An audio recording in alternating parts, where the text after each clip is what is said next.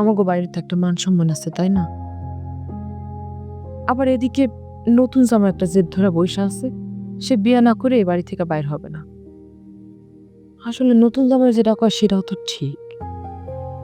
তাগো তো একটা মান ইজ্জত আছে, মান সম্মান আছে।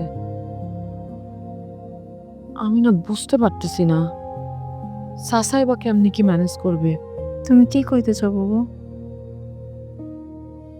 আচ্ছা, খোলা কিন্তু উষা লম্বা আছে, দেখতে সুন্দর সুন্দর, আবার টাকা পয়সা আর্থিকভাবেও সচ্ছল।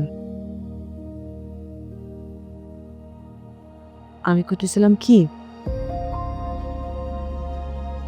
তোর তো বড় হইছস, আজ ও কাল হোক বিয়ে তো দিতেই হইব, আর বিয়ের বয়সও তো হয়েছে মোটামুটি।